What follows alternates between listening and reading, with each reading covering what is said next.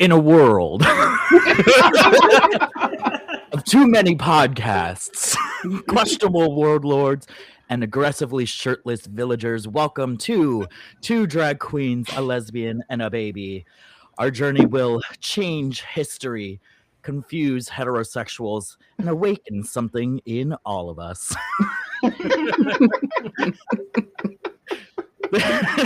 This is our podcast where we are starting our rewatch of Xena the Warrior Princess. Well, rewatch for some of us and watch through for the first time for three of us. We are very, very excited to get started on our journey. Today, we're going to be talking about episodes 1, 2, 3, and 4 of season 1. And boy, do we have some opinions. I am very, very excited. With me, as always, we have the lovely Demanda Martini. Whose animal was that? That was Demanda Martini. Oh my god! So no, that was not me. I may or may not leave that in the edit. But hi everybody. I'm glad to be back. We have Jessica Crouse, our resident Xena expert. Who?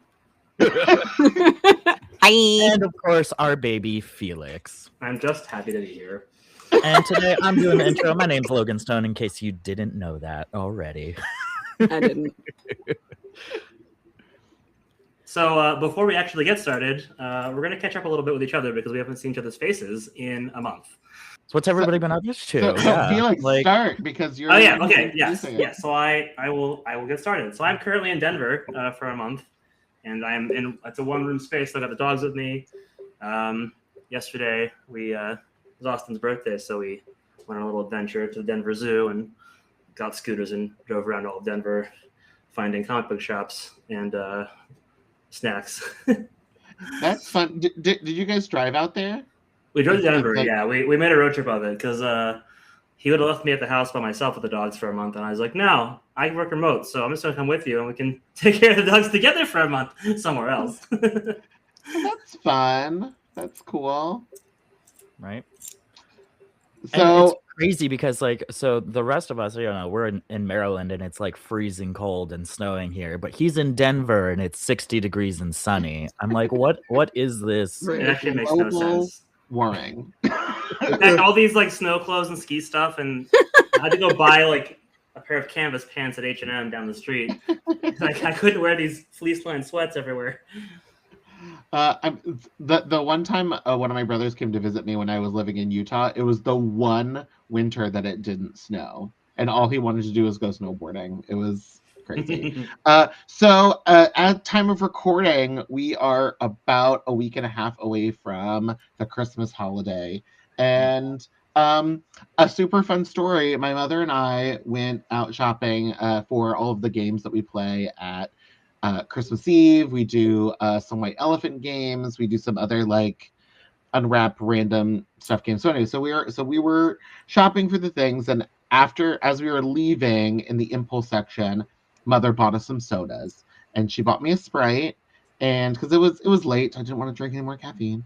And when we got in the car, after we like loaded up the car, we're in the parking lot, I opened up my Sprite and it exploded all over me. And the crazy thing was that so like my leg got a little wet, but all of the soda seemed to like fall like in through my lap. And the crazier part is it just like all absorbed up into my body. Oh. Because like when I went to stand up to like clean the seat of like what I assumed would be a lot of Sprite, it was dry. There was nothing. There was nothing on the seat of the car. So apparently my pussy is so great. It just absorbed all of the Sprite. Like it just sopped it right up. What's sop up? What's sop up? One of my friends in another group chat said, "Ooh, girl, you should invite someone over. Give them some of that citrus pussy." I'm upset about the mental image I have right now. I'm upset. I quit. I've exited the chat. Because when you told me this earlier, I imagined like you're There's lost outside being context. absorbent. Like I pictured you like a human sponge and just like your outer layer, your epidermis, as it were, absorbed it all. No, you picture yourself as a human turkey baster and just sucked it inside you. And I'm upset. I don't understand the science behind it. I literally like I was like obviously like my jeans were wet like on my butt, but it was completely dry on the seat. Like it just like sucked right in.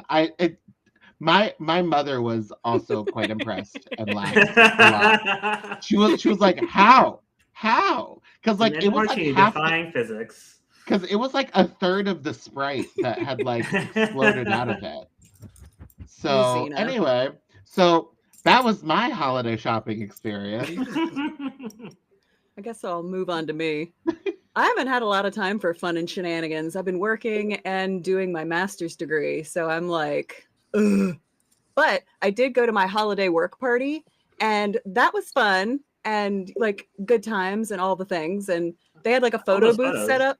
Yeah, it was like they had this camera thing where you hit a button and it would just take like a whole bunch of pictures of you.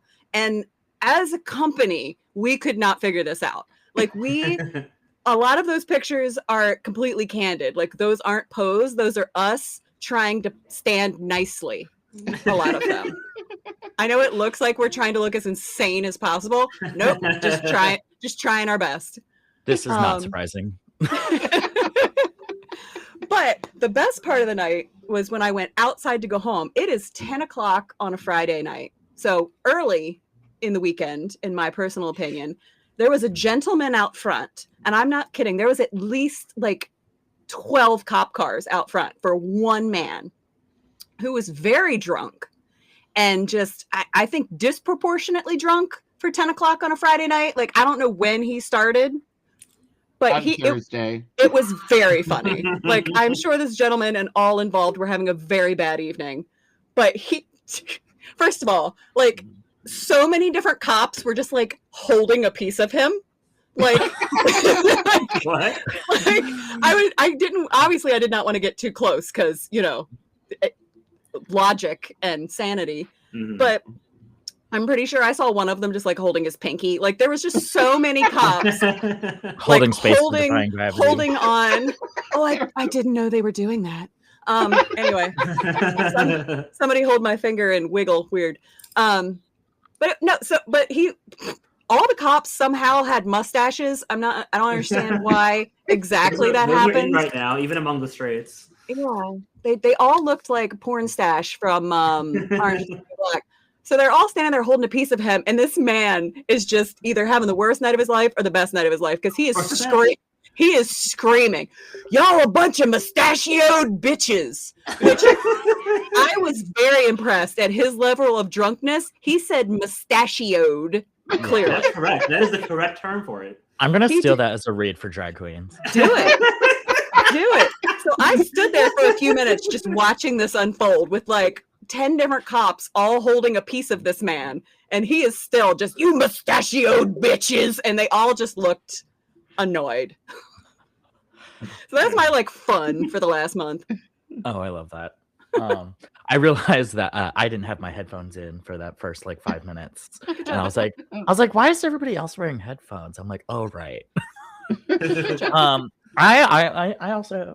I haven't had too much fun recently. I don't know if I ever mentioned this in our introductory episode, but I am still recovering from my broken ankle.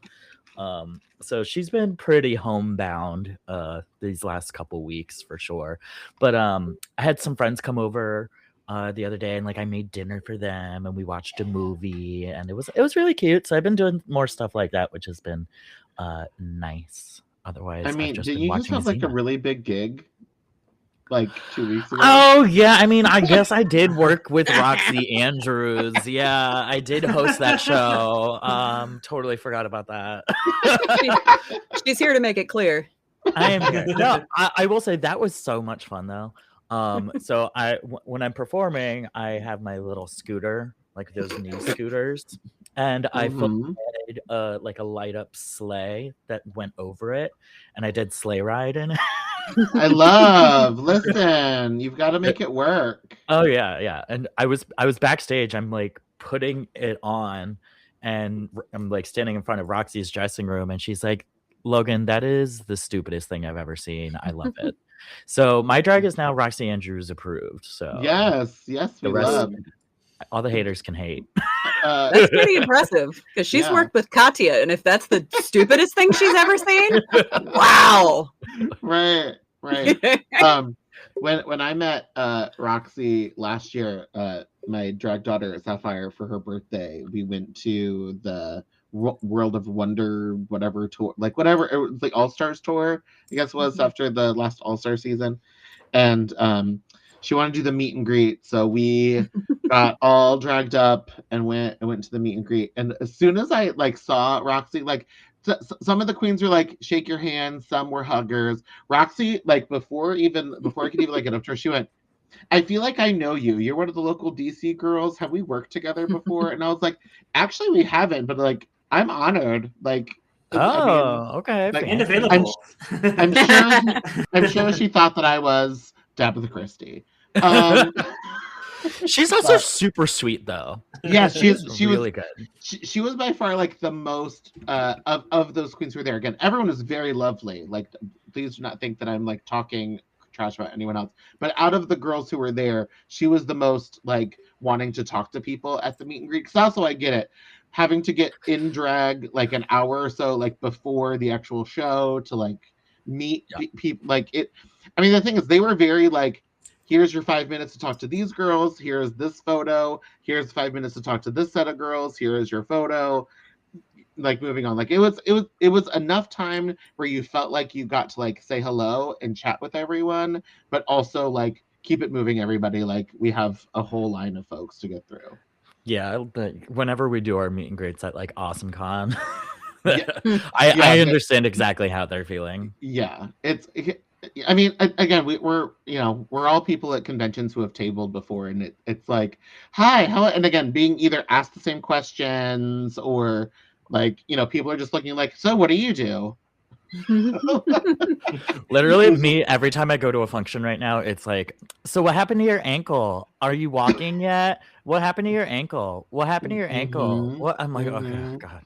Yeah. So no, I'm not going anywhere. I'm not coming to your function, not until I'm better.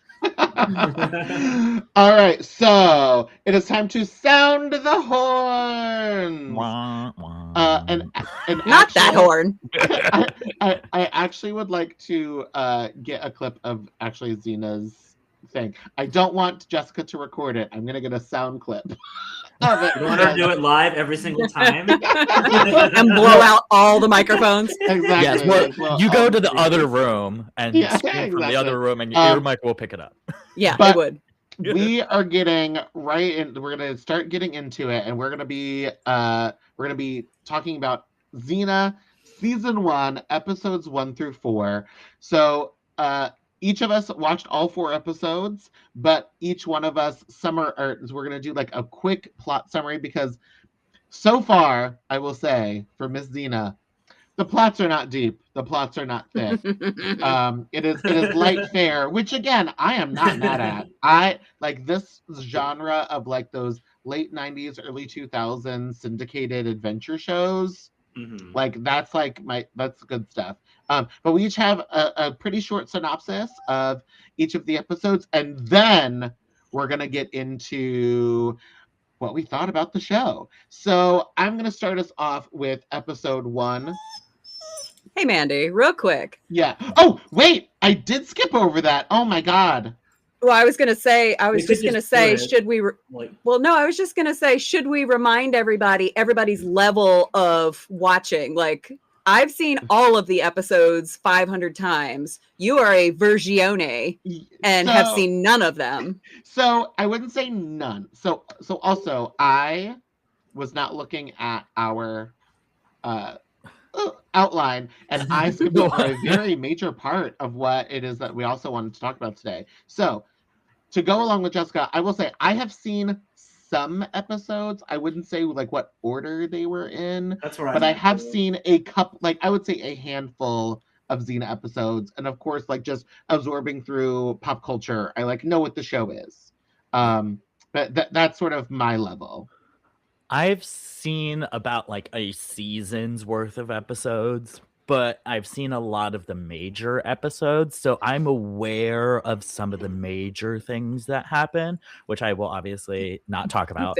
You think you are. So like I know some of the characters, I know some of the things that happen, but this is my first time watching it, like every single episode, every single minute. Yeah, and I'm where Amanda is too. I've seen a few episodes here and there. When I came home from school, whatever was on TV at the time.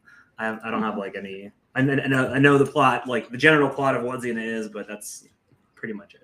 And also, I should say, what sort of inspired this podcast, or at least this rewatch part of the podcast, was what felt like 20-hour journey that Jessica and I took to trek Long Island, where Jessica got tired of me talking about X-Men, and she was like, "I'm going to talk about Xena now."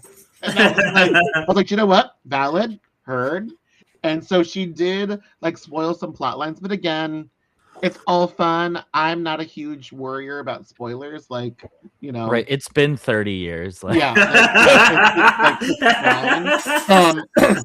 But yeah, that's all kind of we are, whereas Jessica is our Xena expert. Speaking of which, just to add on to this is your spoiler warning now. If you haven't watched Xena, we are going to be spoiling everything about this. Yeah, right. The whole show. Although show. I don't know how much you remember from me telling you in the car, though, because I'm never sure how much you're actually listening to me. I know. She said Amanda doesn't listen to lesbians. I'm kidding. But no. Again, I'm not going to talk about the plot details that you told me about in the car, because those are like in much later seasons. But we went over like especially like sort of like one of her major villains arcs. Is what was primarily what we talked about, and then timey-wimey time travel stuff, which is crazy pants. But yes, Jessica, you wanted to discuss some things. Yeah, so there's been much discussion about which season is the gayest season, because I don't know if this is a spoiler, but the show is pretty gay. I'm sorry, there's gay people. What? It's pretty homosexual, if you ask me, and everyone who's ever watched it. And the creators and the actors and just anyone involved, even remotely. So here is my personal ranking of how gay the seasons are. So how many seasons are there? Ma'am. I'm asking in case our listeners don't know. There are 6 seasons. Okay. With 400 episodes in each season. Like, there are so many episodes.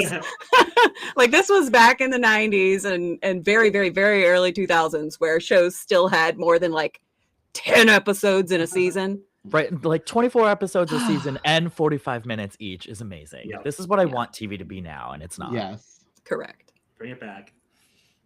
So, we have season 1, which, fun fact, when the show was being pitched, like the network literally said, like, you can't have 2 female leads. You cannot. Everyone will just assume they're lesbians. There's like, you have to have the sidekick be a male, or we have to like kill off Gabrielle right away. Like, they were trying to figure out how to not make this homosexual. And the creators of the show were like, fingers crossed behind our backs, there won't be lesbians, we promise. So this was never supposed to be, because the network was immediately concerned that people thought that 2 women traveling around together might be bean fiddlers. And fiddlers.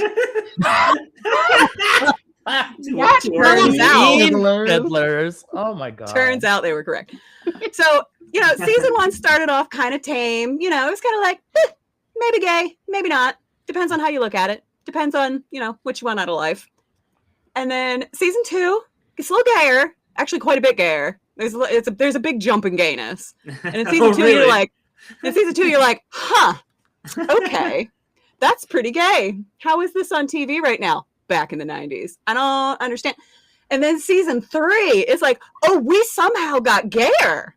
Oh, okay. Got it.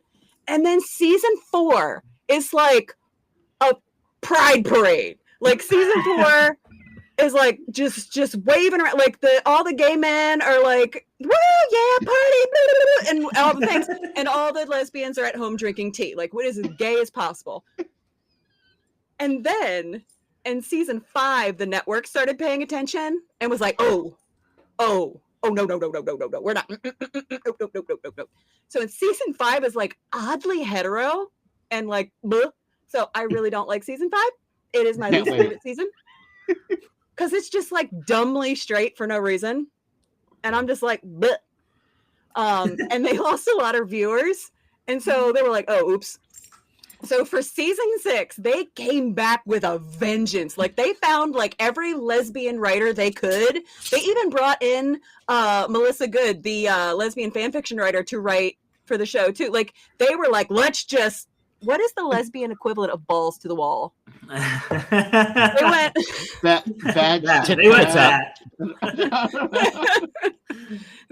I was gonna say badge to the fan, but no, that's terrible. That's the mental image that just popped into my head. I don't even know what happened to me. That much better.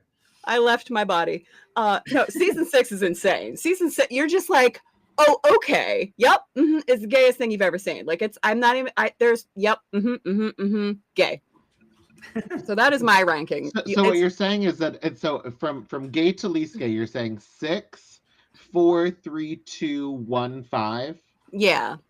Okay. Interesting. Interesting. I mean, arguably it could go 4, 6. It could go either way because it was pretty gay before the heteroing. Yeah, before but I don't know. Season 6 came back with a vengeance, and I was like, "Oh, okay." So I mean, again, as I said, like I've seen like a couple of episodes. I don't know how many, but like just these first 4, it's still pretty gay. Yeah, just wait. It's, like I'm already like, this show's gay, right? Like how did anyone not think that this was gay? And we'll definitely get to that, but they like definitely had sex in the first episode. Like, yeah. All right. So without further ado, I'm going to quickly read my little synopsis that I did of episode 1 so we can get right into it. Episode 1. Our titular heroine rides into the woods. Images of her past and the past Hercules episodes, which we are not going to worry about, on her mind. She removes her armor and buries it in the ground, only to then be surprised as a group of raiders surrounds helpless villagers, asking them to take their women. A young strawberry blonde girl, to the fans will be very familiar, pleads to have them only take her, to which she is cruelly refused. Xena jumps in, making short work of the raiders and getting her armor and weapons out from of the earth. We find out that Gabrielle is betrothed to a drunken guy, but yearns for adventure. Any adventure away from this village. Xena is made to feel some type of way about her past and leaves headed to her home while Gabrielle sneaks out to follow her. After Xena defeats, and then Gabrielle smart talks her way out of getting out of the clutches of a blinded Cyclops, they reach her hometown, Xena's hometown, only for her own mother to draw Xena's sword against her, and the whole town saying they won't follow Xena again, despite her warning that her ex and warlord, Draco, is on the way there. Xena visits her dead brother for advice. I'm hoping that pays off later.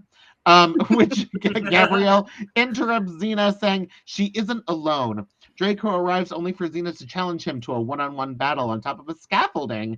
Whoever touches the ground first will be killed. In a fun yet silly battle, Xena is victorious. Xena is victorious, and Draco proves to be a man of his word, killing one of his own men who then tries to kill Xena. Xena makes up with her mother, and Xena reluctantly allows Gabrielle to follow her on her next adventure. Can I just say I love that you called her titular? Nice word there, college. I like that. That's the word that you use when you're the title character. And also a lesbian.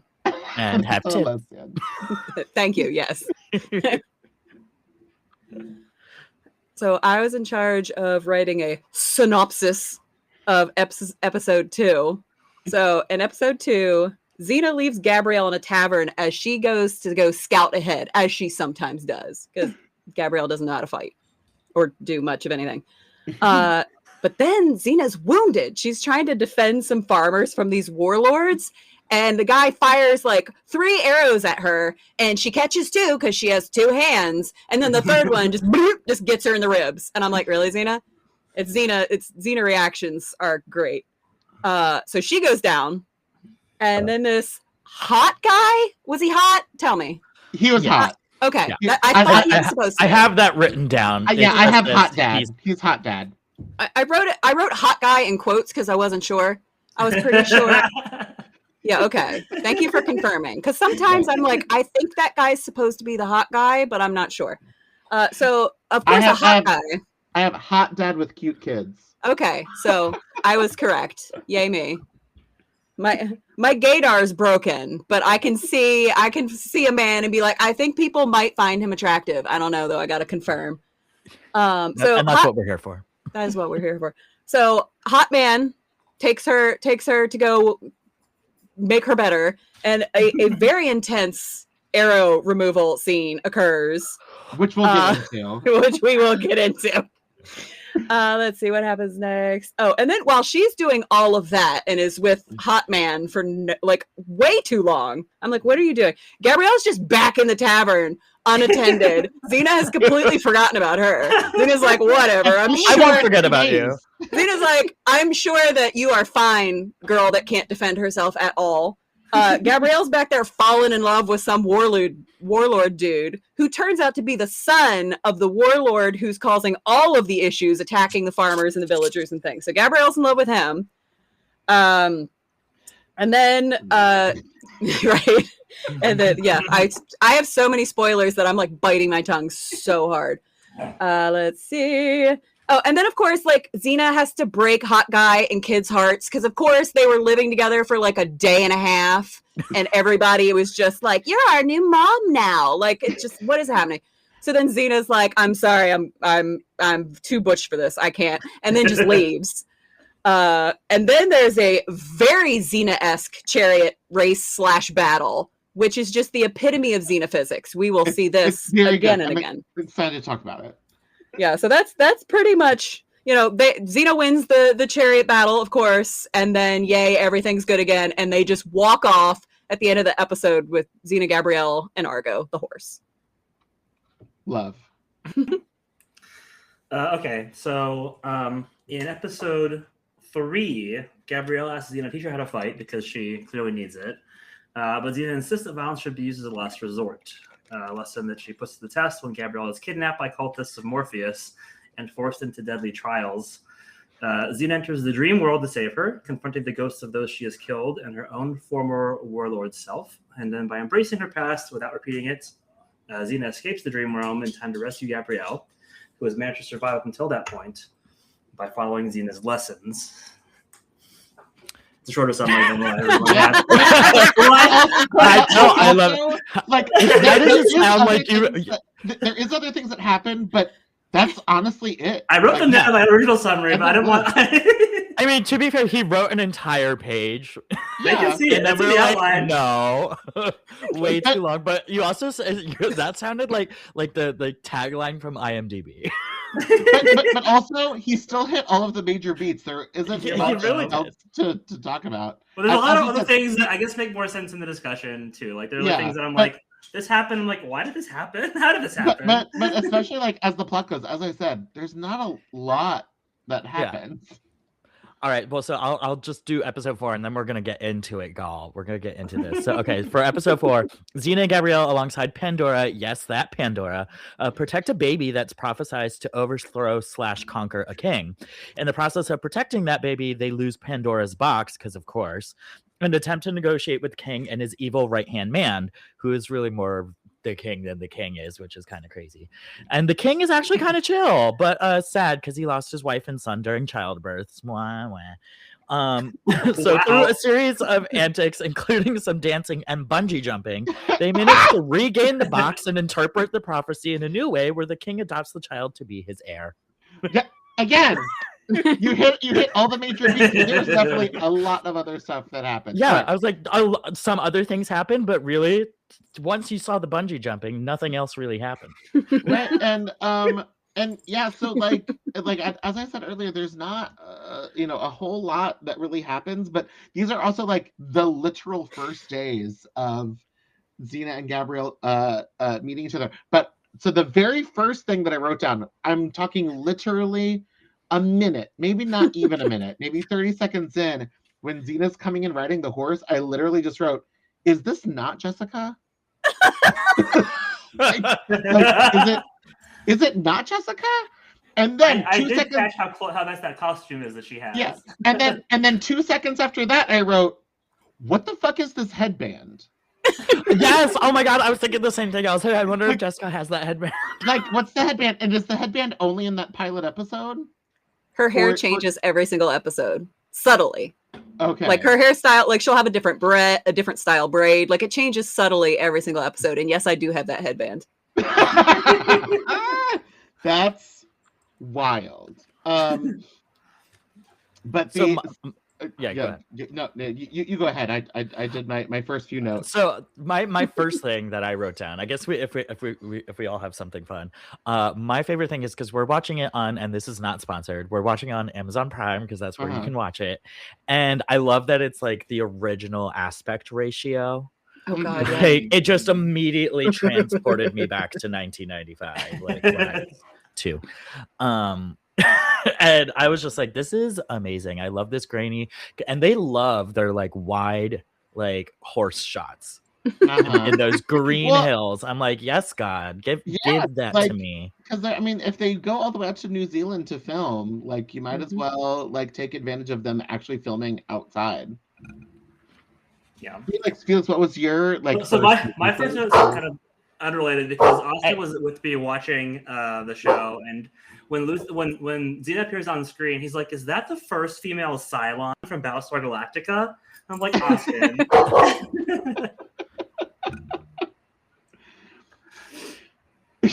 Okay, not Tandy acting up. I'm holding this under my arm, so she's been barking too. So as we get into this episode, like the next few things that I have is like this action is really campy. Like I love this the sound effects. The sound effects kill me. The sound effects. Oh yes, amazing. The unnecessary sound effects, especially in episode 1, where like he's just like holds out his hand and you hear Hua! Yeah, it's so good. I love. The next thing that I wrote is Gabrielle is so gay.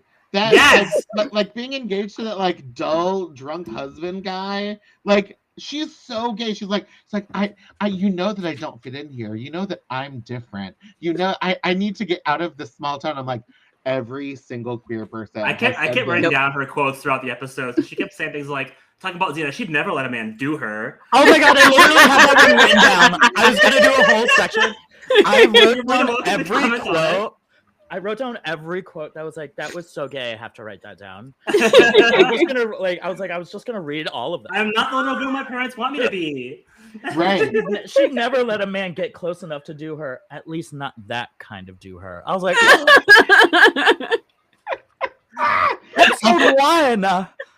I'm just saying, we Jessica, just this met is and the we're fourth- best the friends. fourth least gay season. Right. For this not being the gay season, I'm like, what are we Yeah. talking? Like this is like we're in like the first 30 minutes of this episode. Yeah, they meet and immediately move in together. Lesbians. That's the next thing too. Episode 1. Also, Draco is not that hot, so I don't understand why everyone's He's like 90s hot. I thought he was kind of hot. Well, we know I don't know. But also, he's definitely gay. Like, I don't know why he's trying to get with Xena. Like, it must be some kind of like. Well, political they're T for T. They're gay for gay. But also the headdresses that these warlord guys wear. I'm like, what is going on? Like, why do they have these crazy headdresses? There are a lot of choices. What is they made. happening? And also the special effects for the Cyclops For 1998, I was like, this is good. Like, this Okay, is pretty seamless. Get out of my 1995. brain. Get out of my brain. CGI, not Not bad. bad. It wasn't. I was like, I could believe that they were in this standing in the scene together. But then if you pay like close attention, you can kind of tell Oh yeah. Well, that of course. whatever. But it I looked was like, it's good. pretty good. Yeah.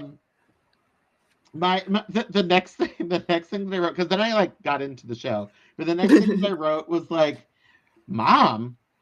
She has a mom, because I was like not expecting any kind of familial backstory. A mom like, is a bartender. I legit thought that Xena was like Wolverine, where like we don't need her backstory for like a long time, and then it's like I was like, nope, let's give her it to you mom immediately. and then literally in capital letters I'm like, dead brother. Like what is this? And again, I'm hoping that pays off in some kind of way eventually, where she's like trying to like earn the respect of her dead brother or whatever. But we'll see, I guess. And then another quote by Gabrielle. Come on, Xena, you can walk on me. Oh, that wasn't her, was it? That was some like villager. Oh, that's right. It was one of it was the a villager. I wrote it down too. They were like, use me, Xena, use me. Walk on me, mommy. So they changed that to in real fast. Meanwhile, 10 seconds earlier, they're like, we want to stone you to death. Yeah. Yes. Okay. So context for that. So the villagers hate Xena, but then she steps up and she's like, Draco, like, for this town, we're gonna go, 1-to-1 battle, and we're gonna do it on this scaffolding. And obviously, like, the scaffolding eventually like falls apart, so they have to. So instead of going to the ground, Draco starts walking on top of people's heads, and like people just stand there, like they don't try to knock him off or like shake him off. Everyone stands there. So while he's on top of someone else, all of the villagers start going, Xena, you can walk on me. Come on, Xena. And I'm like, what is happening? Also, where did that bamboo come from for the scaffold? Like, where's the bamboo in ancient Greece? I love that Jessica's just laughing at our reaction. She is like not one. This is like delightful. This is delightful. Because I have I don't want to give away any spoilers. Part of this is just me enjoying you all watching this for the first time. And then Felix's contribution. And where'd they get that bamboo? There's too much bamboo and too many blonde people in ancient Greece. I don't understand. Right. But yes, so episode 1 was a lot of fun. Episode 1 was a lot of fun. I liked all 4. Oh yeah. I liked all 4. I'm looking through. Oh, so in episode 2, my first thing that I wrote was no headband. I thought the headband was going to be like season 1's look, and then like she gets a new hairstyle in season 2. It's like, nope, no headband. We don't need it. My favorite thing that I noticed in episode 2 was like, why is she always taking her armor off? Yeah, like because it's uncomfortable. I mean, I get that, but it's so funny because it's like in one moment she's just in like a leather, like, the underpieces. And then in the next scene, she's fully dressed up in her armor, kicking some guy's ass. Oh, and I'm like, she stays taking her armor off. But it is also funny. So as someone who helps Jessica in and out of that armor fairly frequently, it is a 2-person job sometimes. Yeah. Although I have gotten better at putting it on all by myself. Yes. But it's just like the fact that Xena's just like, yep, taking all this off, then I'm gonna put it all back on. So as someone who now has gotten really into D&D, where it's like when your character is about to go take a rest, like you have to take off your armor before you go to sleep. I'm like, oh, because it's like D&D, she has to take off her armor to go to sleep. But also, it's just uncomfortable and it pinches and is not comfortable to lay in. Trust me. Well, yeah, I get that. It's most of the time she's just riding on her horse, though, like through the countryside, when you definitely should have your armor on. Because you never know when somebody's going to fire exactly 3 arrows at you. 3 arrows. So then I wrote, again, hot dad with cute kids. And of course, and I'm like, not a prophecy baby. So the whole thing is that like the youngest daughter, who we find out is mute later, she just sees in the distance like the warlords approaching or whatever. But then when she gets her dad's attention, they're not there. And I'm like, not a prophecy baby. I thought they were like ghost horses. ever. No, it's like, and again, I'm like, do we ever see these characters again? I don't know. If we do, I would hope that this child continues to have these things. And then the next thing that I wrote down, all capitals, damn, shot with an arrow after catching two. Because she catches them midair, and then the third one gets her right in the side. And then she's unconscious. Not like I actually like the fact that it's episode 2 and they've like she's not invulnerable. They've made that very clear already, and I kind of like they did that. Like that's actually a good point they've made. Yeah, it is good. It's just not consistent. Like her abilities change depending on what's going on. Which Okay, is, wait. Comics. Now that you bring up abilities, we have to talk about it. How is she just turning people's blood flows on and off like there's a knob on your side? Oh my god! It's like, boom, you're gonna die in 20 seconds, but in the next episode, you're gonna die in less than a minute because they realized that 20 seconds was not a lot of time for them to get anything out of the character. I did not clock the time change, just as she did it again in 4 episodes. So for context, she does this maneuver where she hits pressure points on someone that like reverses their blood flow to their brain, whatever. Is that ever explained how she knows that? Was that something that she had in the Hercules episodes? So first of all, it's called the pinch, and they have exactly 30 seconds to live.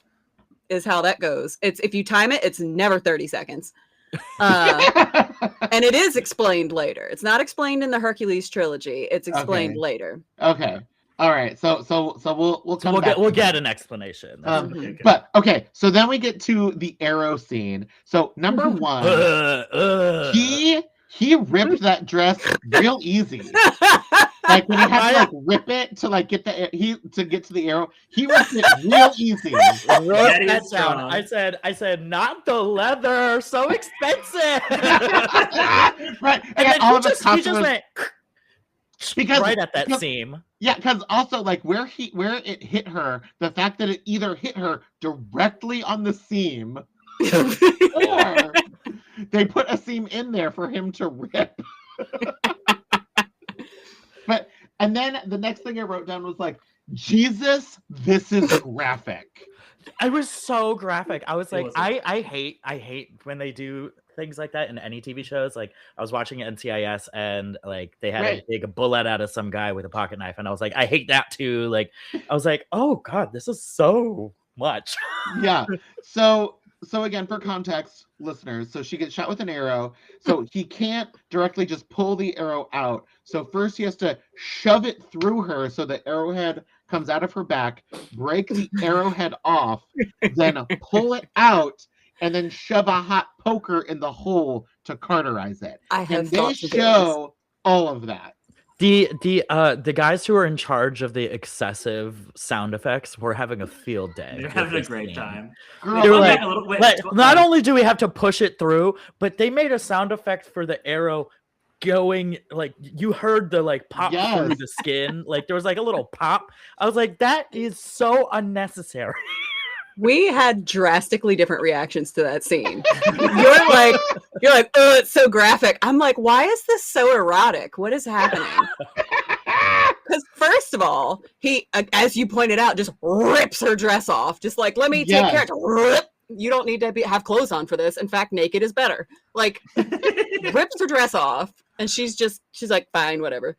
And then. What I was gonna say, and then we're talking, and then immediately they start talking about penetration because of the arrow. Yes. And then Xena is like, instead of like writhing in pain like you think she might be, she just kind of looks, I don't know, a combination of like bored but turned on but slightly inconvenienced. Like she's done this before. She is glistening, like she's all sweaty, but it's like in a shiny, oily, sexy, naked, laying on the ground kind of a way. Like, I don't understand. There was penetration, there was pushing, there was breaking off of head. Like, I don't even understand what was going on. Like, to me, that scene was unnecessarily erotic. I'm like, what are we doing? Speaking of bored and turned on, all right. Before this scene, during the fight, the Warlord's kid, what's Ferris? Is that his name?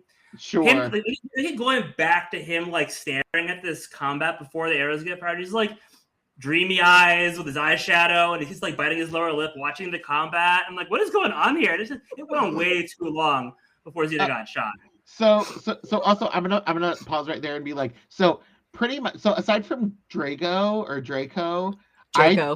any male character in this entire 4 episodes did not learn their name. Also, they're all gay. Yeah, so like hot guy, warlord and warlord's son literally did not care to learn anyone's name. The only one I remember. I thought the son was hot until that's only I saw because hair. she said it like 8,000 times. Who? Which one?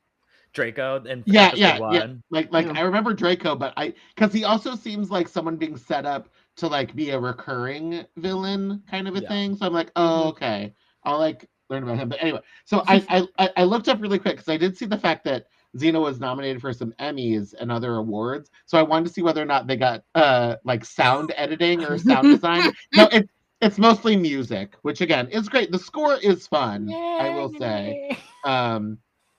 But I was checking to see if maybe like the sound effects people got some stuff. So what else did I say about episode 2? Oh, then my next thing, while Gabrielle's falling in love at the bar, I was like, Gabrielle, terrible taste in men, obviously a lesbian. Because the first hot guy she sees, she's like, I'm gonna go make out with him, and it's the warlord's son. She wants to entwine with him. Yeah, is what she said. She's gonna. Oh, like ew. But that's after like there's this really creepy guy with the eye patch who's like, hi, I want to be your friend, and she's like, no, I'm waiting for my friend, Xena. Oh yeah, her best friend, which reminds me, like I guess more time has passed than like whatever like the weekly normal thing is. Like, they must have been together for a while now. If she's her best friend already. I mean, you haven't met lesbians, have you? Yeah, girl, no. This is day 2. Yeah, but also Gabrielle, as we found out in episode 1, and it's kind of like one of her through lines is she will lie and make up a tall tale about everything and anything. She is a pathological liar. Yes, she really is. But anyway, with the eye patch guy's like, ooh, I can be friends with you both. And I'm like, ew. Disgusting. That's 100% the guy at the bar who's like, I'm a lesbian. Oh, so I could fuck both of you? No, that is not at all. I want. That's not all what that means. And then the next thing I wrote down, so the town that hot guy is a part of, they're super pacifists, which I'm like, ugh.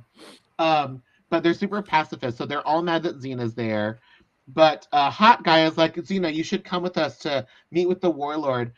And he makes her take off her armor because he's not allowing her to like wear her armor. Again, every episode. Yeah. But he does give her this really pretty blue dress. I wrote down, I'm like, okay. That she immediately rips. That she immediately rips, so now she can fight some dudes. That belonged to that man's dead wife. Yeah, exactly. But it's okay because the memory of his wife will live on in his heart forever. He doesn't care about the dress. He's going to sniff that dress later. You have not had this dress on you for more than 5 minutes, and you already ripped it in half. Well, she has to kick dudes in the face. Like, so it was a flowy dress. She could have just hiked it up. No, as a costumer who does musicals where girls have to kick their face, like sometimes you got to give them a slit. Xena likes slits. Yep. So I don't remember exactly when Gabrielle and Xena meet back up, but I wrote it down because it was so funny. Gabrielle's just wandering in a field. Hey, yes, that's what I wrote down. Gabrielle just like she's like, Xena, it's me, Gabrielle. And it's like, yeah, girl.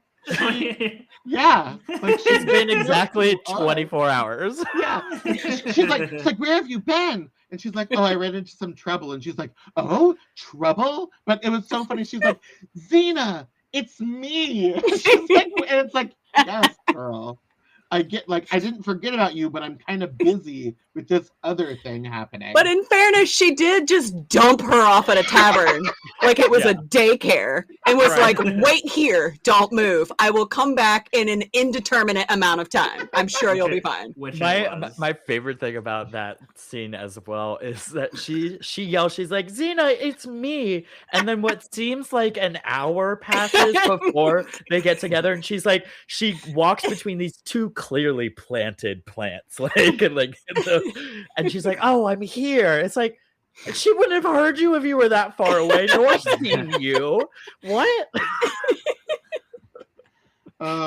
So the chariot race. I have thoughts and opinions. I'm not 100% sure really what was happening. So the warlord's dad is like, we need to fight for our honor or whatever. At the end of the day, it doesn't really matter. But we have a chariot battle, which is pretty rad, but it's also like, what is happening?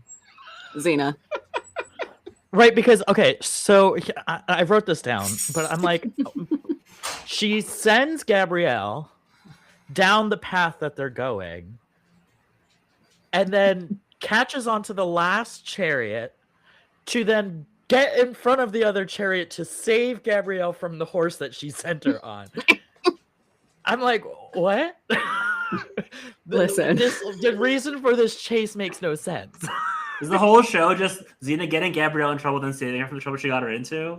No, but I feel like they're in a very toxic relationship right now because Xena wanted nothing to do with her. Gabrielle was like, too bad we're together, whether you want us to be or not. So that's happening. And Xena, she just wore her down. Xena was just like, fine. But then Xena just like leaves her at random taverns and then throws her on a horse and it's just like, good luck, bye, boop, and just sends her off. Never tells her the plan. It's not a healthy. Help me, I'm falling. Yeah, she's like falling off the horse for 15 minutes. Help me, step bro, I'm stuck. So at the end of the day, we find out. So the reason that the warlord's son decides to like join the battle to fight Xena is because the warlord's dad tells him that Xena killed the brother. But then we find out from Xena, and we know that Xena is a truthful person, regardless of being kind of an asshole. Xena says, no, I met him under a banner of truce, and he wanted to have peace, but his men turned on him and killed him. Meaning that the men that followed his father then killed the son. So then he goes to fight the son, but the son says, I am not gonna fight you because I also choose peace. And then Xena kills him. Xena kills the dad. Okay. He's literally like, Daddy, no, but I love them. So my next, I just like speed through that. So then my last notes are, so in our final scenes, Gabrielle is saying goodbye to the warlord's son, and I wrote, Sir, Gabby is gay. Like she's like, no, I need to go with my friend Xena. And so then Xena saying goodbye to hot dad and the kids, and I just wrote, kids, Xena is gay. Xena's way too big for you. I wrote that too, like, why are you reading my lesbian fantasy, kids? Right. But the little girl does start speaking, which of course is a holiday miracle. Does that mean she's not a prophet anymore? I love Xena living her like random domestic fantasy for like 5 minutes where she's like, I'm in this dress and I have this husband with these children. Is this what I want? This might be what I want. Just kidding. Where's Gabrielle? She's annoying, but she's hot. So I'm going to go over here now. Like, yes. Also, it's like, why are they trying to domesticate her in episode 2? I mean, they tried episode 1 too. The first thing she did was like, I'm giving up my armor and my weapon. Oh yeah. No. That's going home and deciding not to be evil anymore. This was, we're gonna give her a husband and 3 children that she immediately abandons. That she's immediately like, no, thank you. I love that she can only tolerate annoying men for so long before she just kills them in the face. Like she's just like, I'm done with you and this. Okay, can we also talk about for this episode, as she's like leaving to go fight the guy or whatever, and she's leaving her ripped dress on the bed, and it like covers her chakram, and she just leaves without it, and like, oh well, the wind blew the dress over it, so she doesn't see it. I'm like, no. a bitch who has a jeweled chakram like that isn't gonna just forget about it. You know what I So, mean? The fact I that she mean- leaves without it is crazy to me. I mean, I'm also just saying Jessica has definitely left her house without pants before. I have. to go I to have. a con. Like she's More important than man. More important. like especially if it's like something where it's like black on black, where it's like a black sheet but like black jeans are on top of it. Like those pants are gone now. Like it's now up to the Lord. I found them. I did find them. But yeah, like Jessica's definitely left to come to a convention without stuff before. So- I mean, But that's it's wild. fair. But It's when wild you that it's the only chakram. when you only have exactly 5 things, I mean, which is true. like No, armor, I- sword, chakram, dental dam, like that's all. Listen, I went on a work trip once and I forgot all of my clothes. All of But them. it's you though. Well, yeah, I was gonna say, but Felix, I brought that's presents fact. for all my coworkers and I forgot my clothes. Yeah, that's because you didn't have any of your luck with you, because me and Xena went. very that he didn't have any of his luck looking out for him. Literally. It's like, But no, oh, it's- do you remember your clothes? It's wild that she forgot the chakram of all things, because we'll find Yeah. out later some more lore about the chakram. Yeah, Oh. because I was like, I think that's crazy, but also like I was curious about that wind. That like it seemed like it was a fateful wind, and then later it's like the thunderstorm does something. I forget what else it did. But I was like, okay, interesting. Who's interfering with Xena already? Episode 2. The gods. Oh, just because you picked up on that, didn't you? All right. So episode 3 starts, and the first thing I wrote down. Oh, wait. was- One do you still have one more to last say? thing, because this Yes. is important for episode 3. Xena's teeth are too white for me. Those things are like pearly, perfect white teeth. And then episode 3, because that was the last thought I had of episode 2.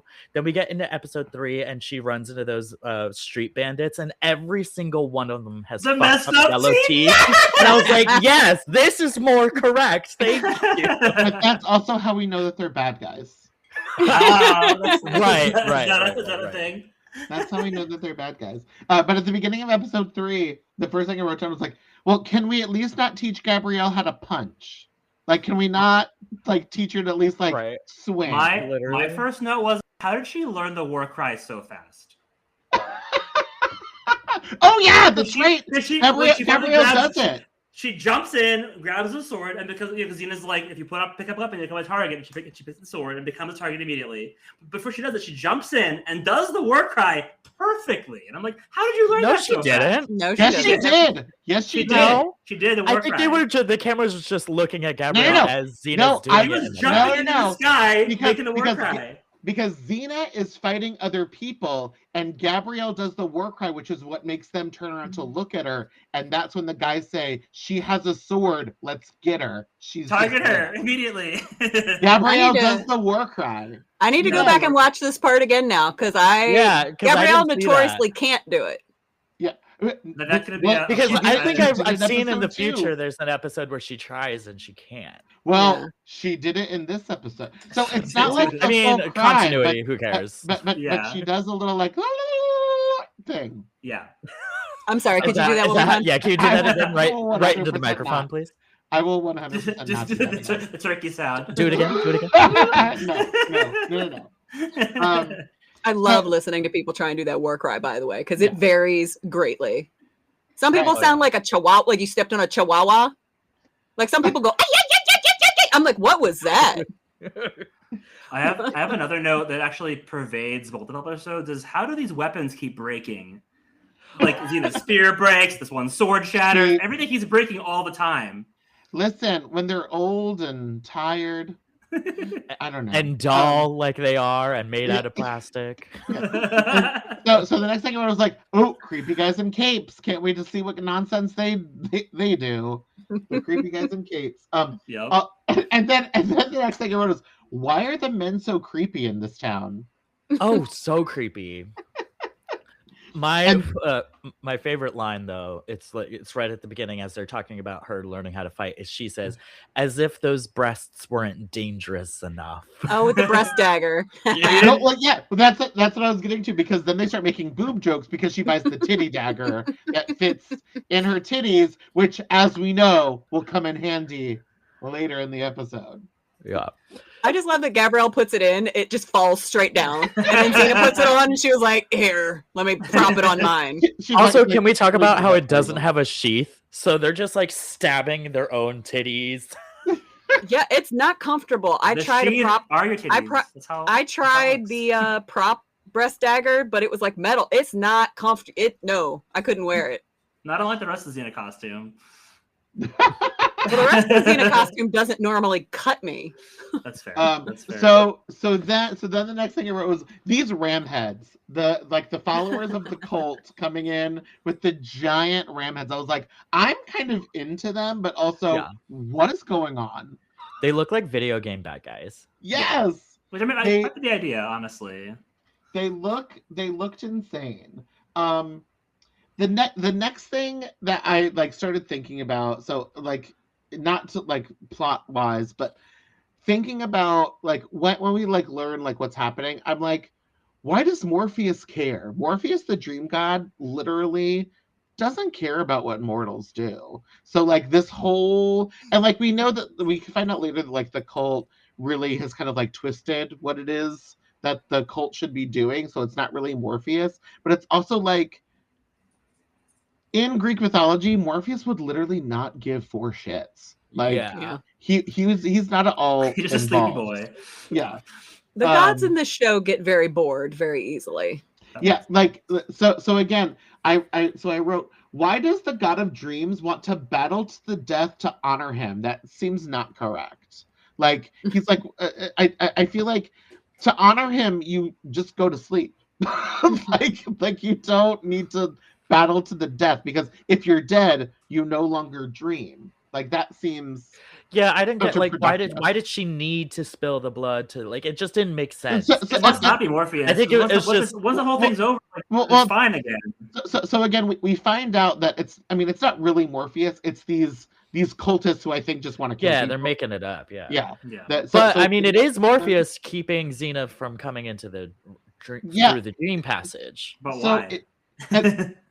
Right. It's very strange. So the next thing I wrote, which was seriously one of the funniest things that has happened in the show this far, when the blind guy is like, you're gonna have to go into the dream world, and you have to go to this other place. There's all these men, and he grabs her by the arm. Are you in karma oil? Yeah. No. Before that, wait. Oh, we're not there yet. Okay. And he grabs her by the arms. He's like, it's gonna take you months. And then he feels down her arms and he's like, days. Because she's so buff. He's like, it's going to take you months. Days. Like her buffness has anything to do with her dream state. Well, no, because he's talking about it's guarded by all of these people. Oh, and, it's going to take her months to get through all of these people. He's like, okay, days. that was funny. Also, the teleportation through the dream world of her fighting through the dream world and then coming out awake and unified with her body on the other side. I was like, what magic is that? That's not. Well, okay. See, here's the thing. I what I love is that they set up already from episode 1 that magic is real, the gods are real, the creatures are real. So take a shot for trying to make it make sense. If something happens and she just teleports, it's fine. That's canon. Because it's totally okay. But my one of my favorite things was when Gabrielle's getting ready for the trials, and she's like, I'm not the wifey type. And I'm like, you literally are the wifey type. And I wrote, is there a lesbian term for twink? I don't know. Is there a lesbian term for twink? Because if there is, it's Gabrielle. I mean, I don't know. I mean, I would just call her femme. I don't know if we have a specific. Yeah, but she's giving twink. Well, I think the line of the episode was a beautiful seed scattered in eagle dung. So ew, I don't want any really scattered seed. Gross. And also I was like, oh, good, we have the evil dream doppelganger trope.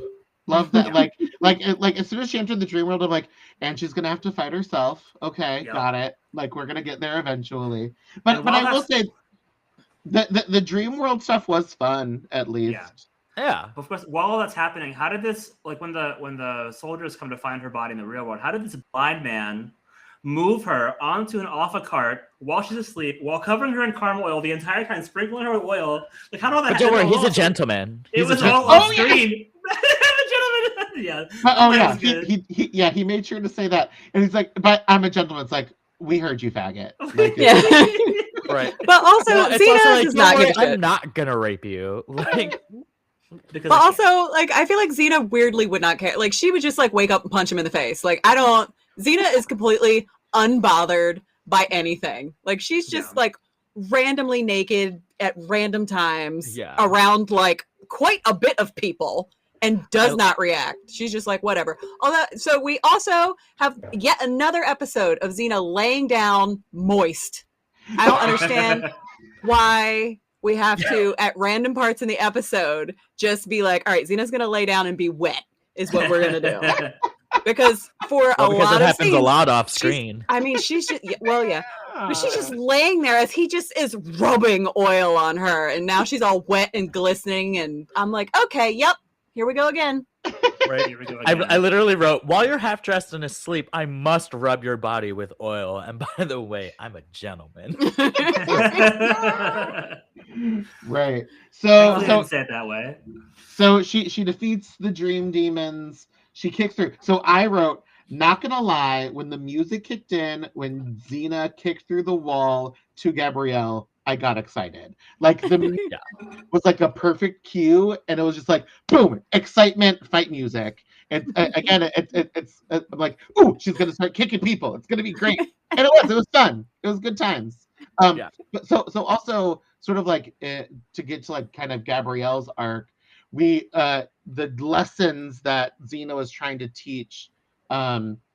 Or that Xena was trying to teach Gabrielle at the beginning. It's like if you run, if you can't run, talk, and we all know that Gabrielle can talk, and it's like so it was Gabrielle. Yeah. But so it's like, okay, well, Gabrielle tomato. Yeah.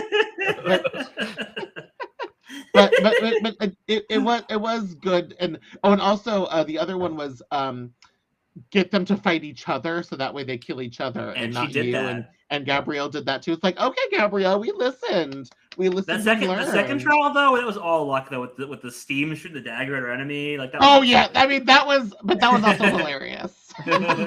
Like, technically, I didn't kill anybody. I just caused their deaths to happen. Right. Doesn't count. Right. And then at the very end, came in handy. Titty dagger was still in her body, and she threw the titty dagger to kill the bad guy at the end. Loved it. Teleported with her off the bed to the real world. Yeah, it somehow traveled with her corporeal body through space and time with the titty dagger. Yeah, that was correct. So that was episode 3.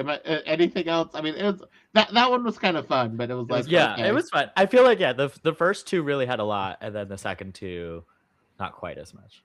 Yeah. All right. So episode 4, I immediately wrote, not a prophecy baby. The Moses story. My big note was: has no one ever heard a baby cry in this whole world? Oh my god, yes. Is it a griffin? Is it a cat? Is it a griffin with a cat in its mouth? I mean, Gabrielle, come on. And then even like later on, like there's like the guy. What did he say? So I will say they were definitely not using a baby's cry for that first scene. I heard that sound too, and I was like, I don't know what that is, even though I know it's the baby. It don't sound like no baby. But so the second thing I wrote down after prophecy baby was Xena's reaction to seeing the baby. She was like, "Oh no." It's just like, no, thank you. I don't know what to do with that. Yeah, no. That seems like not my problem. Oh, and later when the people are looking for the baby, like the guy's like, haven't you heard sizzling grease? It's sizzling grease, not a baby crying. I'm like, what the fuck? What is... No one's ever heard a baby ever. In all of Greece. Babies don't exist in this universe. Xena was probably concerned that Gabrielle would want to keep it like a puppy. Oh, for sure. And Gabrielle does. Yeah, sure. she absolutely did want to keep that baby. Yeah. Because Gabrielle's like, we could name it Gabriel or what is she? Xenos. Xenos. Please, Xena, can I keep it? I'll clean up after it and watch it and walk Right. it. So then I wrote down when they get into the town and they run into whom we find out later is the woman. I said, rescue woman, ominous thunder. LOL, must be scary. and then we find out that it's Pandora's granddaughter, and I'm like, LOL, there it is. That's why there's ominous thunder. Pandora with the nuclear launch code football. Yeah. Right. Except the missiles launch if you lose track of the football. And then I wrote, creepy men are creepy. Like, just like the dudes are weird. Something out of context of the show. I said, what is the point of this streaming service with all of these goddamn ads? Like, I don't know about you guys, but it like paused every time there was like the commercial break in the show for ads, and I was like, what is the point of streaming then? Like, it wasn't this the whole point was to get away from TV? Oh, and I go only to got streaming? one. I got one ad per episode, and it was usually towards nice. like the middle, but it was like 2.5 minutes long. That makes No, no sense because you used my Prime account to watch. Because by the time that I went to watch episodes 3 and 4, you'd already seen up through 5 or 3. Yeah. You'd seen 1 through 4. But you got like a bunch of ads through it. I at least did. 2 per episode. And we're all watching on Prime. Yeah, but you're watching on my Prime, so I have no idea how you got. I got one ad, and it was always like 2, and it'd always be like I'll be like, oh, let me pause for a second to like grab a snack, and then I would come back, hit play, and then it would happen. And I'm like, damn it. No, I would get ads every time a commercial break would come. Oh, that's crazy. Yeah, I was annoyed. Boo.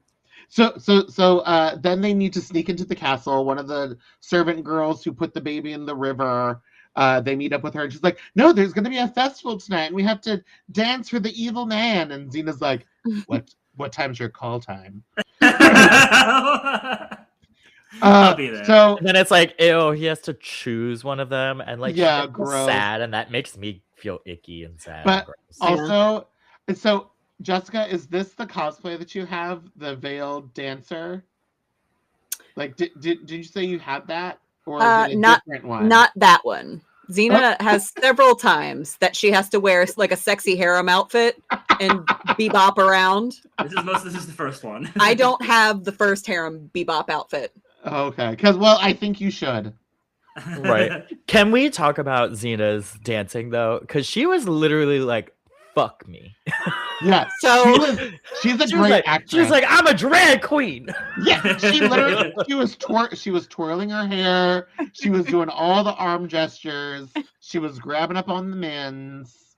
So Lucy Lawless said she hated whenever it was written into the third that she had to dance because she's like, I'm uncoordinated and I can't dance. I don't know how to dance. She's like, but I know how to have sex standing up. So I would just do that. So, Right. like that's literally what she was like. I don't know. Let's just do this now. I love that. That's amazing.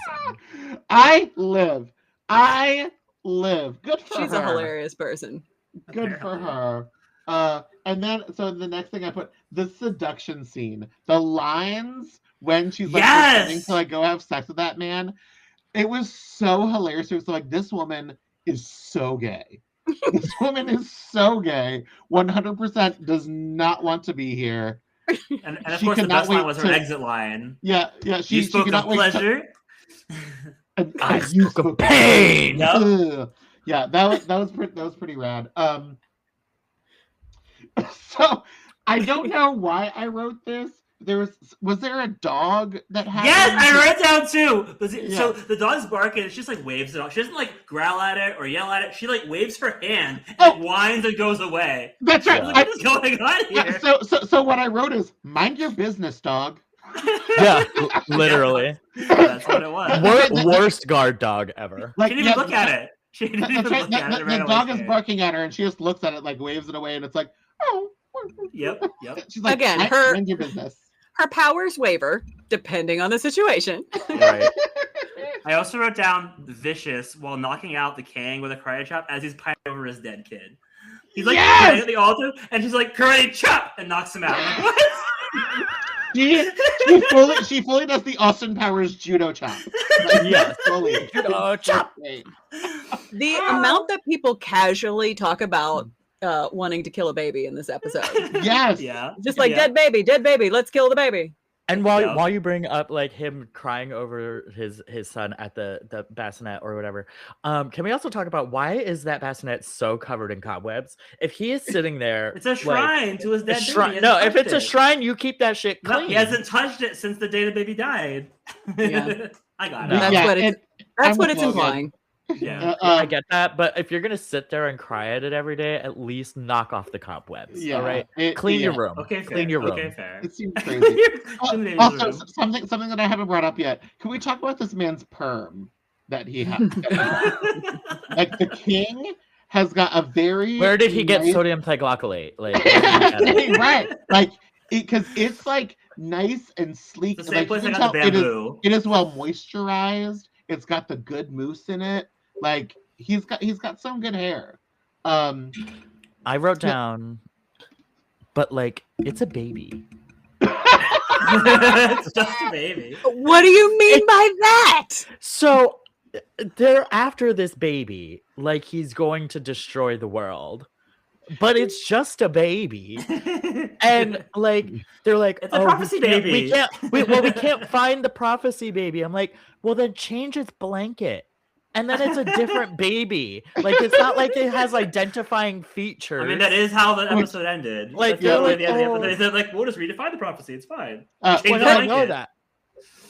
Because we've never seen a prophecy before where people kill a baby over some dumbass prophecy. Well, I didn't say that, but I'm just like, how are you gonna find a baby? Right. Yeah. Like So- once it's out of your possession, Like, now it's just a baby. Yeah, but also, how do you know that it's that baby? Because That's what I'm trying to say. That Yeah, how do you know yeah. it's that baby? Yeah. Or a baby at all. It Also, could be just that in Greece. baby It is could be dead. a cat or a griffin or a also, griffin with a the cat in way his that mouth. they were throwing that, That baby around is in dead. that- Oh my god, yes! Like, I wrote that down. 50 feet in the air.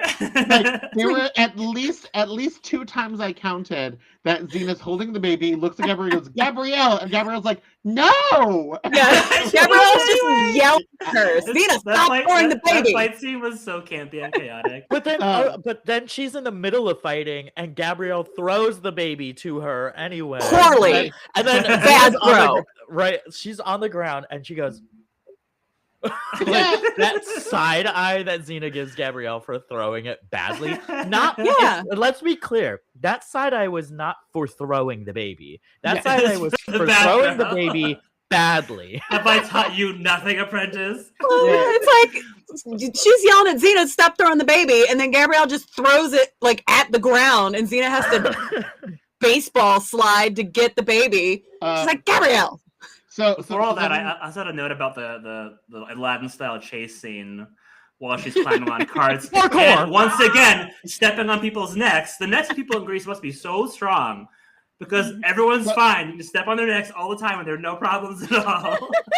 I literally wrote down the music in this fight sounds like either a sideshow or the music from Aladdin. I really enjoyed the music in this fight scene, honestly. I thought it made the campy scene even cuter and more fun. Yeah. But that one scene was like, oh my god, she knocked that guy out with the cart just to step on his back to parkour over him. Where she and one more just ran around him. Right. And one more the super gay quote. I can't believe I touched the box. Red quote. I'm like, how gay is this?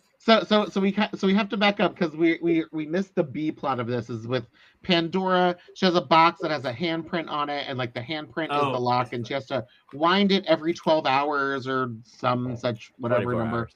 And the warlord guy or the king's guys like get it, so that's why Xena goes into the castle to get the box back. Yada yada, and that's when she bungee jumps out of the window, which was hilarious. I laugh, I love it, I lived.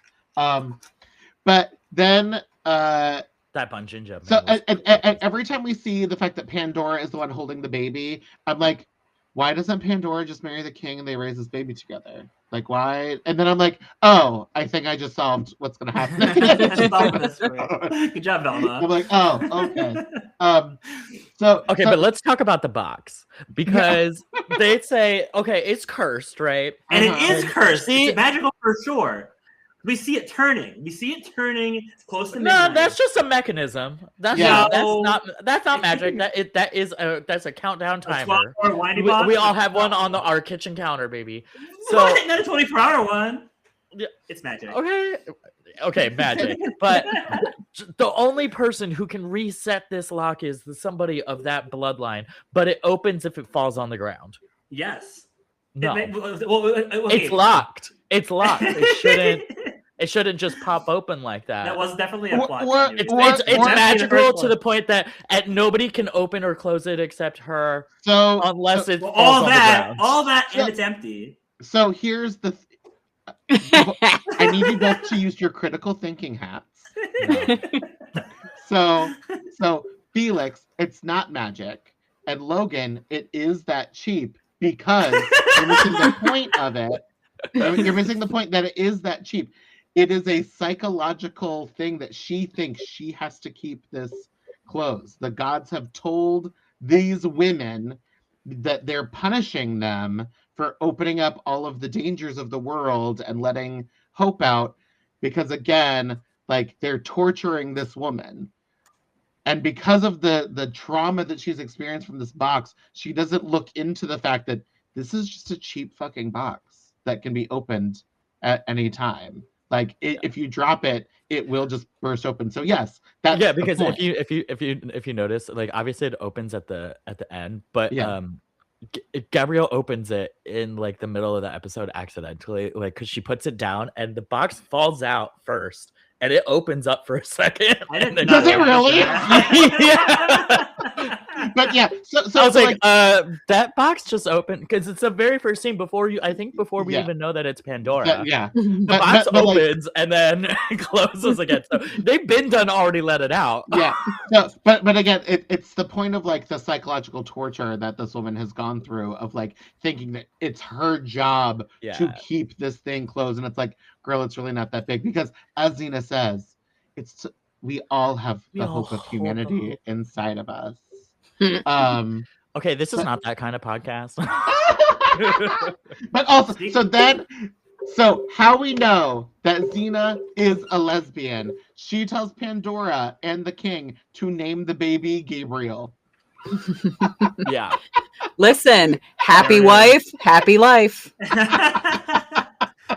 Also, unless I wasn't like noticing, I feel like she's only actually killed 2 people so far in these 4 episodes. Like she's done a lot of fighting and knocking folks out, but she's only stabbed 2 people like dead. No, she killed every one of those cultists in episode 3. Yeah, and she also killed a lot of those guys who were trying to kidnap Gabrielle in the beginning. And in episode 2, which one was that? Oh, she definitely killed some of and she killed the warlord guy. Whenever she slashes them across the stomach, that's a kill. Just so you know, like they die. Just so you because armor is irrelevant in this. Yeah, but also it's not like G.I. Joe or like X-Men or like Teenage Mutant Ninja Turtles where it's like you just hit somebody and they fall over and they're gonna get up later. It's not that. Like, they fall over, they're dead. Xena's killing them. Like they're dead. All right, so that was our first 4 episodes. We did it. That was delightful listening to how you all experience those episodes. I'm sad we're not experiencing them together so I can watch your reactions in real time. Wait, I have one last thing. I just realized. Oh, yes. Yep. Why has she gotten 4 episodes, right? 3 out of 4 she's gotten marriage offers. Draco, sickness, the hot dad, whatever, and then King Gregor too. Like everyone's like, marry me, stay. Because everyone proposes to hot lesbians. Because this is ancient Greece and they're all already adults, so they're already in their old age. And okay, you know what? I'll give you that one. I'll give you that for sure. They're like, hey, let's settle down because we have exactly 2 years left to live. Right. Okay, now that we've done all that, I have some questions for you guys. What was like your favorite moment of these 4 episodes and your least favorite moment of these 4 episodes. I would. Favorite for me, baby fight scene, hands down. Flying baby. I was living the entire time. Yeah, loved it. My favorite still has to be. She would never let a man do her. that is still my favorite. The favorite moment so far. I think the boob jokes when she's buying the titty dagger. You can't tell me those titties aren't dangerous. I'm not sure if mine is when the blind priest just will not stop rubbing oil on her while she's unconscious. Or just the chariot scene where Xena just throws Gabrielle on a horse and does not tell her what's going on. She's like, "Here, don't fall off." You'll be fine. You'll be fine. No, I take mine back. Mine's it's gonna take you months. Feels muscles. Days. I think that's my favorite one.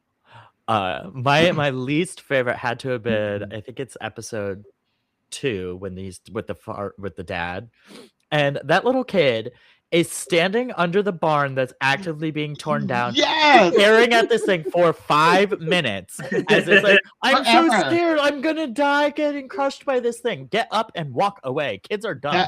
That scene took forever too. I was like, kids gotta move. Kids gotta move. I would say like least favorite. I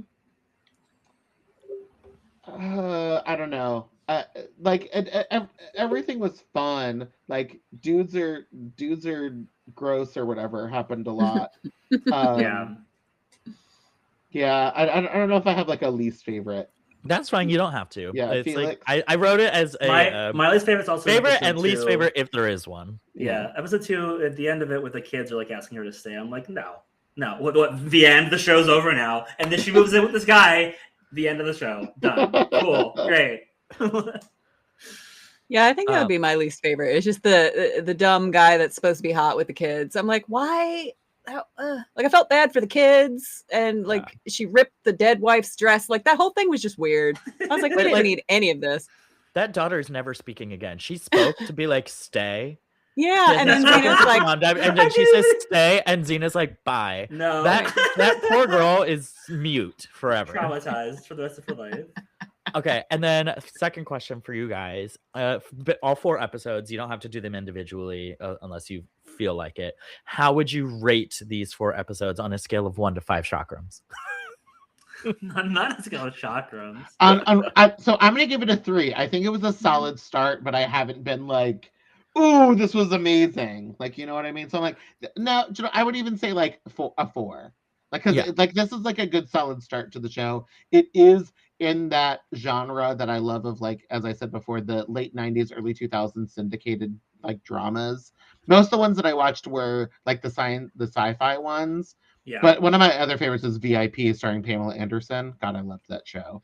But this was a lot of fun. It was fun. Yeah, I'd give them all a solid 3, I think. Yeah, I would also do like 3.5. Like good start to the series, but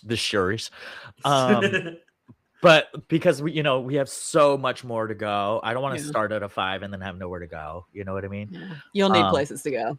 Yeah, because I'm sure some episodes will not be great and some episodes will be absolutely amazing. These were all good episodes. Yeah. Yeah. I can't wait till we get to my favorites.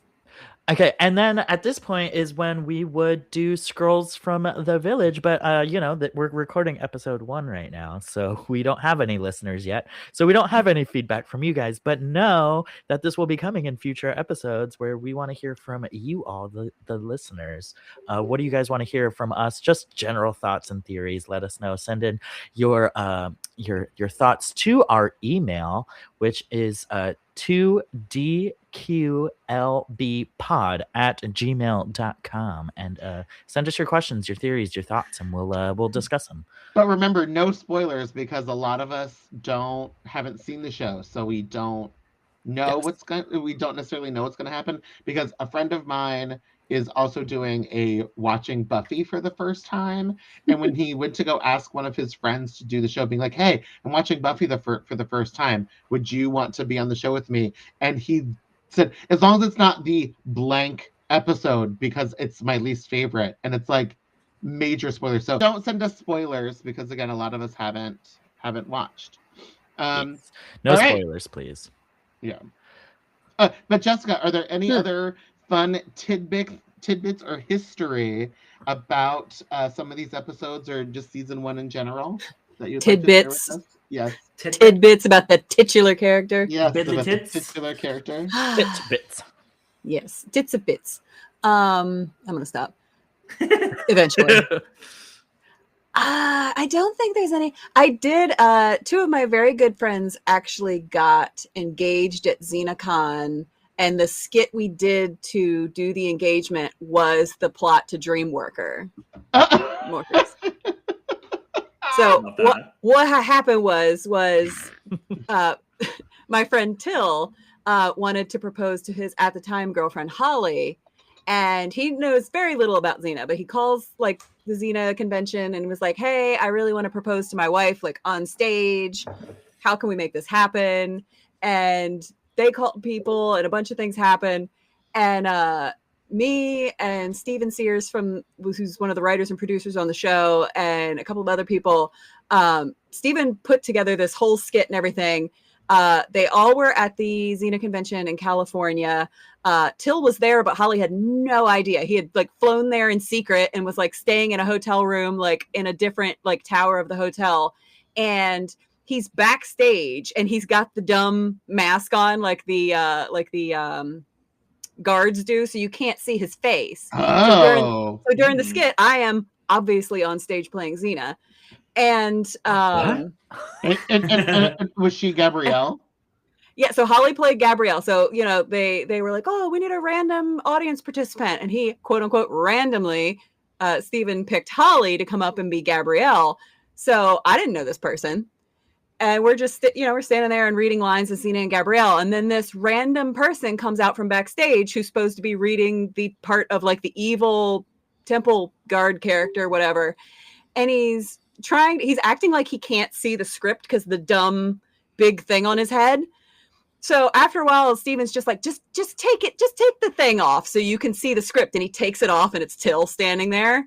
Oh my God, everybody like gasped and Holly gasped. And it was this whole like, oh my God, what are you doing here? And he drops to one knee and he gives this most romantic, like, I love you, will you marry? And it was just so cute and adorable and wonderful. And I just like around this ridiculous episode.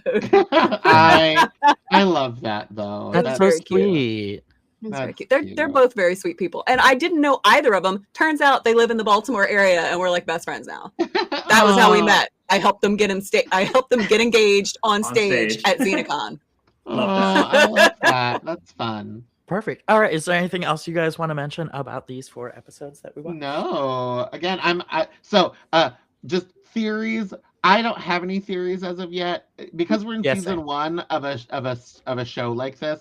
I'm assuming it's just going to be kind of adventure of the week for a while until we really get into sort of more serial storytelling. Because again, as most of these shows progress, we don't get into like the overarching plots until it sort of hits its stride. So I'm expecting a lot more of the same, where it's like Gabrielle gets in trouble, Xena needs to save her, kind of stuff. Yeah. I think we've seen a couple things that like might turn into overarching things, or be important later. Yeah, I'm assuming Draco is gonna come back a couple of times unless she kills him next time he shows up. But yeah, he seems like someone that's gonna show up a time or two. I hope that Prophet Kid is relevant. The prophecy kid? But which one? The one who prophesies, the one that can see the future. I feel like that's pretty relevant. Just leaves her behind with there's nothing else. We just see her see the future and then we stopped, which is gone. Because it's also like never really cleared up like how or why this child sees the future, but whatever. Right. That's so I'm hoping maybe they will do that, but it might not be relevant. Just it's ancient Greece. Mythology exists. Things like magic is real. It could just be a thing. Right. Pandora exists. The future. Right. The gods are real. Morpheus wants your dead body. I don't know. All right. Well, I think that's it for episode 1. I want to thank you guys for listening. We will be back in episode 2, where we're going to be covering the next 4 episodes of season 1 of Xena the Warrior Princess. Before we sign off, if everybody wants to do a little reminder of all of our socials, obviously they'll be written in the description box for this. But I'm Logan Stone. You can find me on socials at Logan Stone Official on pretty much everything. Demanda. I'm Demanda Martini. You can find me across most socials at Demanda Martini, DMANDAMARTINI. I am Jessica Crouse. You can find me at Jessica Crouse most places, or Jessica Crouse Xena Cosplay on Facebook. And I'm Felix, and all of my stuff is 3D Infinity DC. See, ours are all just our names, and then there's Felix. It's his business. It's my business. We do love our podcast sponsor, 3D Infinity DC. Get all of your favorite 3D printed cosplay needs from 3D Infinity DC. Right.